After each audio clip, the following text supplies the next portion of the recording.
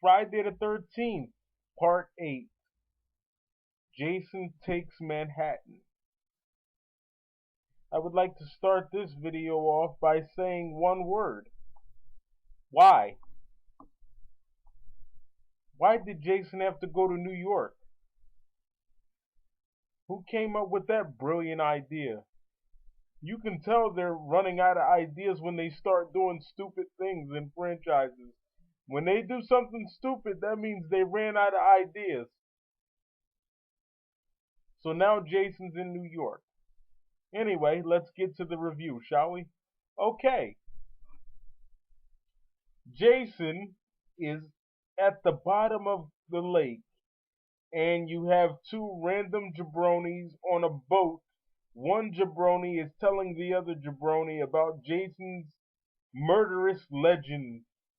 All the people that Jason has killed over the years, and Jason vowed to kill every teenager in the area. Suddenly, once again, just like in part 6, a lightning bolt just randomly strikes and Jason is alive again. Although I don't know if you can really call that alive because he's a corpse. Anyway, so he's alive. He gets up out of the water, even though he was in one part of Crystal Lake at the end of part 7. He wakes up somewhere else. Why is he in a different location? This is what I'm saying. I used to love these movies when I was younger, but they're not making any sense. And how come nobody's ever in the sequels? Like, they don't have any of the same characters in the sequels. For a while they did, I have to give it to them. But for like 1, 2, and 3, they didn't have the same people. Like, well, I think, let's see, what was her name? You know, the girl from Friday the 13th Part 1, she was in the second one for a little while. But the girl from Part 3 wasn't in Part 4, and not vice versa, but so on and so on. Why is that? The people are never in the sequels. Why? That annoys me. Anyway, so Jason's alive. This lady is telling her boyfriend, the boyfriend is telling the lady about the legend of Jason. He comes aboard the boat. Once again, randomly, there's a hockey mask just lying around. And Jason just happens to find it. It's just lying there. Once again, I ask, is that what we do in the hood? We just keep Jason's mask lying around freely? That's the new thing on the streets? Is that what's hot? If I call up one of my homies, is that what they're going to tell me? Oh yeah, we got Jason's mask over here. Is that what we do now on the streets? We just keep hockey masks lying around for no reason at all? No reason at all. It's just lying there. Why is the hockey mask there? They know what it represents, so why would they keep it lying around? Oh man, this was stupid. So Jason comes on the boat. He just randomly finds the hockey mask, puts it on, and he makes his way down the stairs to one of the rooms on the boat, and he kills both of those jabronis. Although I think he kills the man first, and the woman doesn't try to protect her man. No. What does she do? She runs and leaves him there to die. Well, that's typical of a woman, leaving the man holding the bag. Anyway,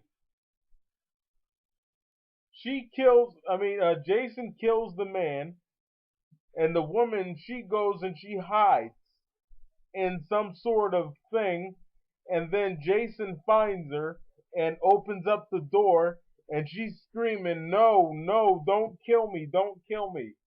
Yeah, like Jason's gonna listen to you. Anyway, she's like, "No, don't kill me, no, no, please." And Jason stabs her anyway. And then right after he stabs her, you hear that ridiculous noise, you know, the one, or whatever it is. Anyway, so he kills her, and we're introduced to a character named Rennie, portrayed by Jensen Daggett. So we meet her, and the first time I look at her, I said, man, that chick is hot. If Jason didn't kill her, I sure would. Anyway, so we're introduced to her, and then we're also introduced to her uncle, Charles McCulloch, I think his name is. I'm not sure. I forgot what his name is.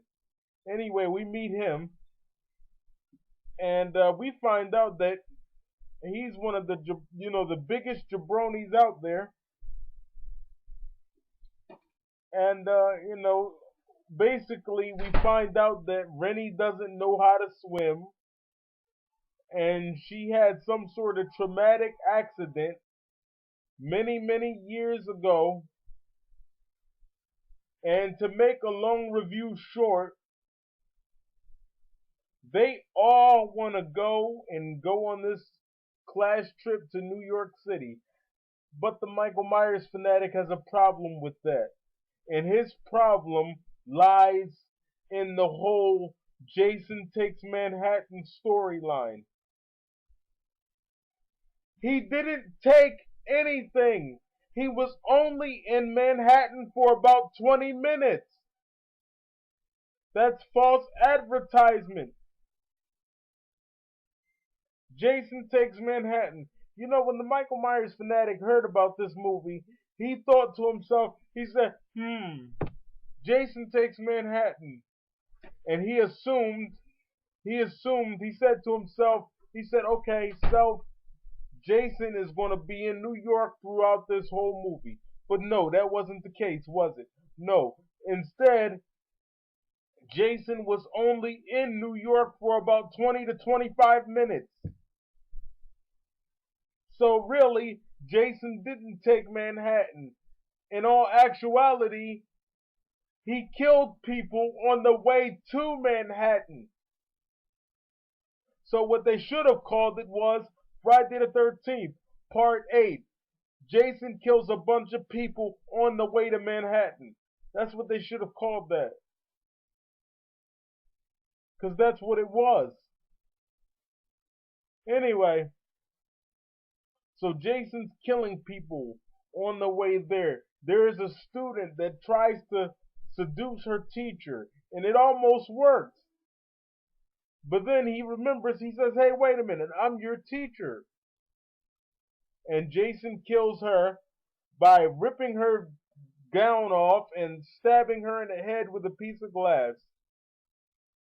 Okay. As we go to Manhattan, the body count rises higher and higher. Oh man. So, yada yada yada, fast forward. Jason's basically on his way there. And once again, there's another random jabroni by the name of Julius. Julius somehow decides that he wants to fight Jason. He wants to take Jason head on. He wants to fight him. And he's throwing punches left and right. Suddenly he gets tired. Jason, with all of his fury, he knocks his head off. Okay, so now Jason is a boxer. Okay. And you all wonder why I make fun of these movies. And you asked them a long time ago. You asked the Michael Myers fanatic. You said, why do you make fun of, movies that you claim to love? This is why. Because they do stupid things. Now Jason is a boxer. Okay. Wow. I thought he was a serial killer. He's a boxer now. Now he fights random black guys. Well, I gotta give it to Jason though. At least for the one black guy that we did see, the death was painless. Most of the time, when we're in these horror movies, we die the most brutal death ever. There was a guy in Resurrection, Halloween Resurrection. He died in the most brutal way. Michael Myers hung him on the door with a bunch of butcher knives. Why did the black guy have to die like that? Anyway, so this guy dies a painless death. It's quick and painless. And then Jason makes his way to Rennie and her immediate family. And I don't understand. If Jason's on the roof, how the heck did he get down to the car? Okay, so let me understand this for 1 second. There's a scene in the movie where Rennie and her family, they're running from Jason. They run Jason over and they leave. They leave the uncle there to die. The uncle, Jason throws the uncle out the window, and then suddenly he's down there to kill the uncle. So now Jason can teleport. So now basically what you're telling me is Jason is like Michael Myers. Now Jason can teleport from one place to another. Okay. So Jason kills the uncle by dumping him in toxic waste. I think Rennie was kidnapped by a bunch of drug addicts. I was really shocked. Anyway, the drug addicts are about to kidnap Rennie, possibly rape her, I don't know. Jason comes and he kills both of them. No surprise there. Anyway, Sean and Rennie, they flee and they're running all over the place. Jason's breaking into restaurants and killing people. And he also happens to stop by the JVC building in New York City. Why was he at JVC? What was he going to buy himself a pair of stereo headphones? Anyway, he's near there. They run down the stairs. They electrocute Jason. They do all kinds of things to Jason. Basically, they run into the sewer. The sewer fills up with toxic waste. Jason drowns in the toxic waste. And that's basically the end of the story. And he turns into a little boy again, magically. And then you get that cheesy sound again.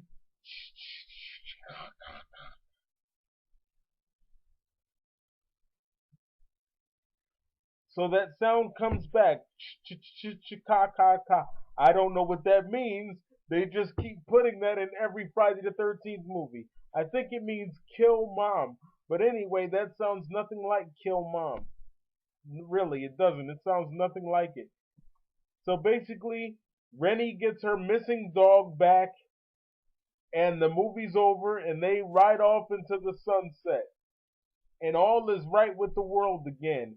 And they call the movie Jason Takes Manhattan, even though Jason was only in Manhattan for about 15 to 20 minutes, maybe even 25. So that title was completely useless. It should have been called Friday the 13th Part 8. Jason kills a bunch of random people on the way to New York City for no reason whatsoever. That should have been the name of the movie. Anyway, this movie was okay, not the best. I'm the Michael Myers fanatic. I approve this message. For once, the drug addicts weren't African American. That really made my day. Thank you. Bye.